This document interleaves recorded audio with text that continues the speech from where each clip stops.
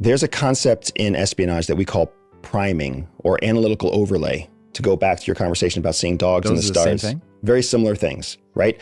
Analytical overlay is when someone's predominant understanding through life experience and education overlays how they view all new information, right? So they have a set of base assumptions. You can, in a low fidelity way, identify what those base assumptions are because they went to a private school in London, or because they grew up in Boston, or because they grew up with a military family. You can start to create an assessment of what their base assumptions might be. And then you can test those base assumptions to verify and confirm that your assessment is accurate or inaccurate, ultimately leading to a point where you understand why they see a German Shepherd in the sky versus an English Terrier in the sky, right? Because of their analytical overlay. Combine that with this idea of priming. Priming is when you present an idea, and by presenting the idea, they have no option but to have that idea essentially incept into their brain. It's like when I look at you and I say, Tom, whatever you do right now, don't think of the color orange. Yeah, I've already thought of the color orange, of course. Right? And you thought of color, and you thought of thoughts, right? So you've been primed in multiple areas. So now when I follow up on that question, I say, Tom, real quick, tell me what your favorite juice is.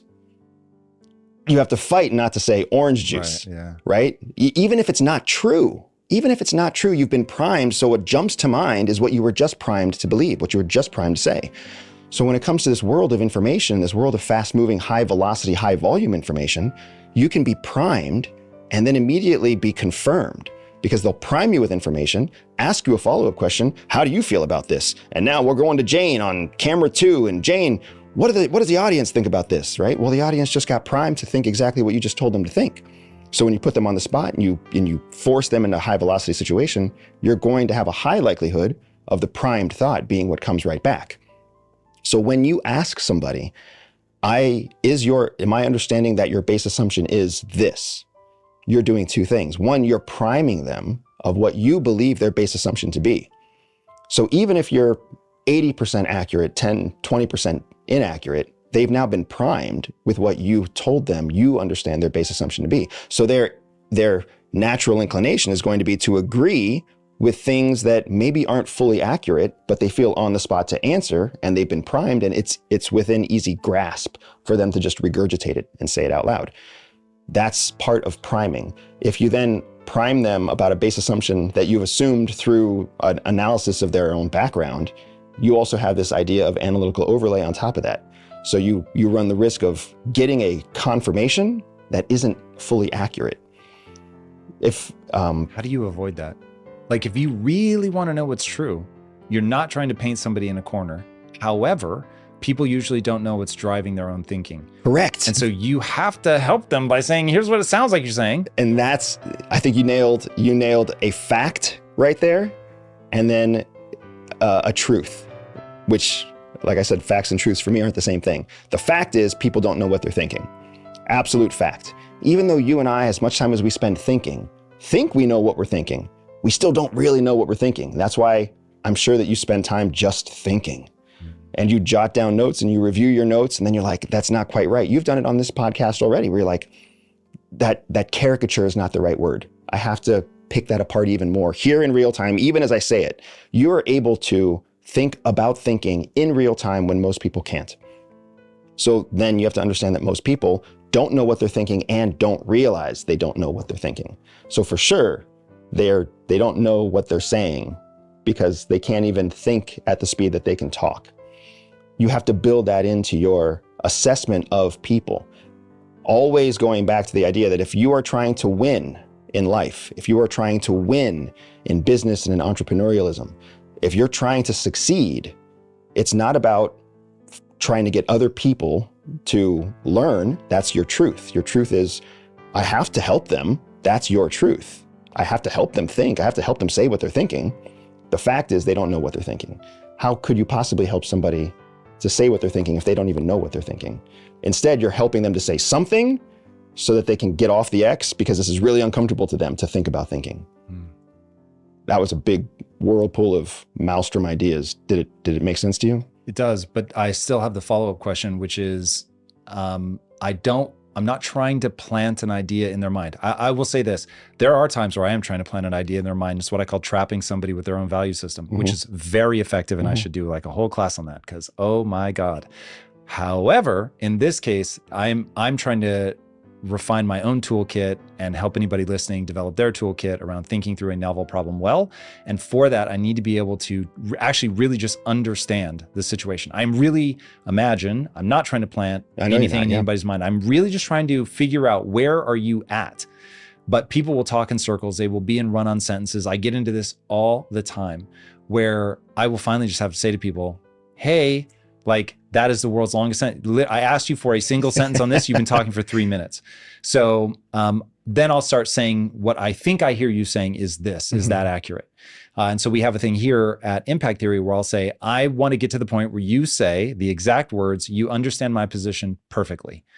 And you'll usually get to like, yeah, you've got the essence. No. So I'm missing something. What part am I missing? So anyway, how do you, without planting something in somebody's mind or priming them, how do you unearth what they're thinking? The utility of information for me is to never disclose the full extent of the information I understand. It's something we call in espionage terms, we call it information superiority. Even in your marriage?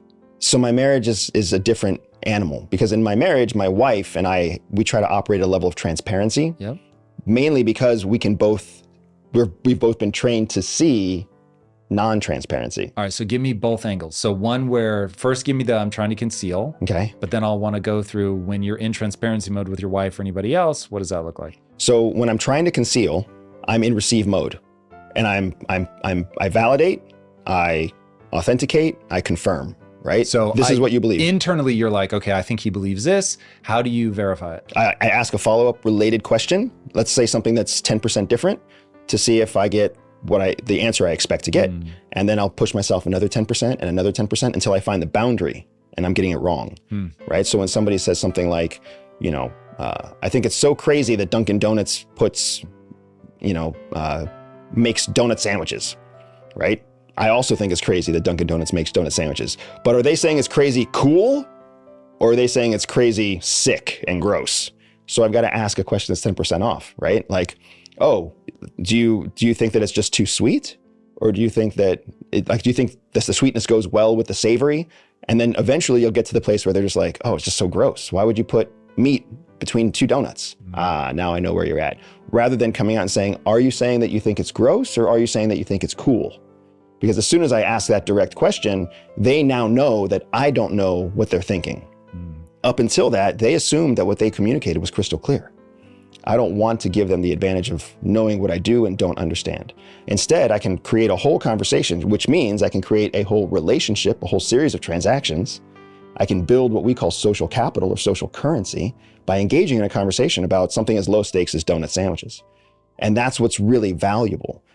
If you think about somebody who's trying to build relationships, someone who's trying to develop a business relationship for a client, someone who's trying to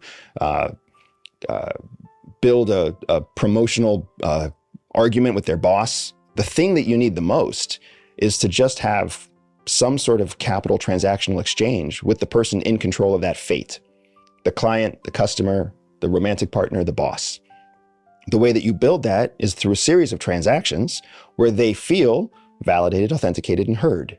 If you can make them feel like you understand them, they just have to feel it. It doesn't have to be true. And we know that the brain accepts emotional decisions before factual decisions. So if you can make someone feel like you agree with them, even if you don't, you're actually giving them more value than they're giving you. You have control of that relationship.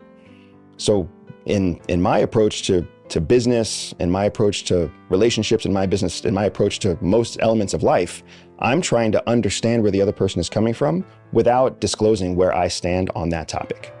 Until I get to a place where I have enough information that validates that where I stand is close to where they stand, and then I will disclose that, and in an effort to bring that relationship even closer together, right?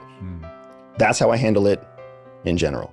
All right. What about when you're in full transparency mode? In full transparency mode with my wife, what I'll do is I'll over-explain, right? I will tell her, here's what I'm thinking, here's what I'm feeling, here's where I'm coming from.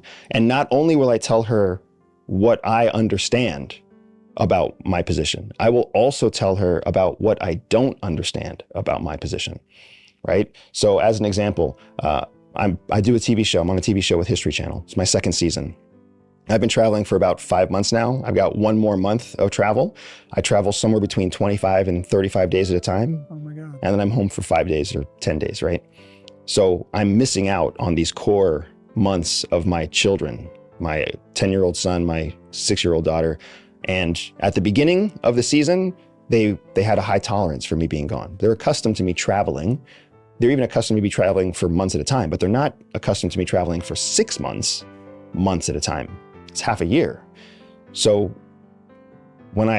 for Christmas, I was home with my wife, and I'm walking her through my feelings about missing these elements of my children's lives. And I'm telling her, like, here's what I know I feel. I know I feel guilty. I know I feel sad. I know I miss them. I know that I'm doing it to help build the business and to help build the brand and to help, we live in a world where the best currency is eyeballs and awareness. And I know I'm building all that. And I know I'm building that for them, but it still hurts. And I don't know what to do with the hurts. And I feel like I'm letting you down. And I don't even know why I feel like I'm letting you down, because I'm bringing you a good paycheck and I'm giving you a good life. And I talk to you as often as I can, but I know you're still suffering because you have anxiety and because you have, you didn't sign up to be a mom without a dad there to help you. And no matter how many nannies and cooks and cleaners I hire, it's not the same thing as having a husband.